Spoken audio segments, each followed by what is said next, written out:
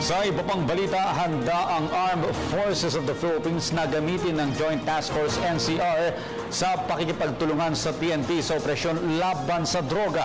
Samantala, inaantay pa rin ang resulta ng confirmatory test ng 13 sundalong maaaring matanggal sa serbisyo matapos magpositibo sa drug test. May report si Eunice Samonte. Sa patuloy ng pagsupo ng Administrasyon Duterte sa paggamit ng ilegal na droga, kaisa ang Joint Task Group NCR sa makakatuwang ng Philippine National Police sa paglaban rito.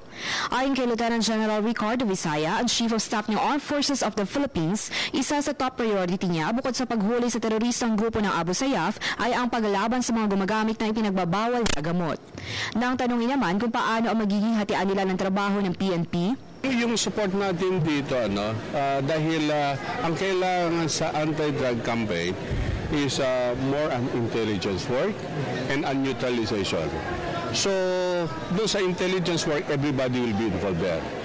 We will collect all information, process it. Aminado ang Chief of Staff sa tumataas na bilang ng mga drug users sa NCR, kaya naman handa silang gamitin ang puwersa ng Joint Task Group NCR laban rito.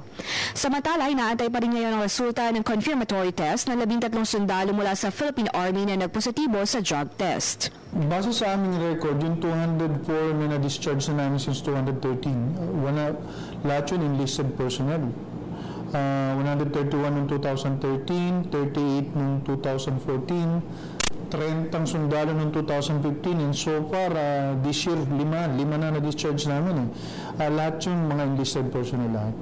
Dagdag pa ni Colonel Hao, kapag napatunayan ito ay agad na matatanggal ang 13 sundalo sa serbisyo. Sa kanilang mga pangunahing hakbang at aksyon, makikita na seryoso ang AFP sa paglaban sa ilegal na droga at pagpapanatili ng ligtas na ating sambayanan. Para sa Telebisyon ng Bayan, ako si Eunice Samonte.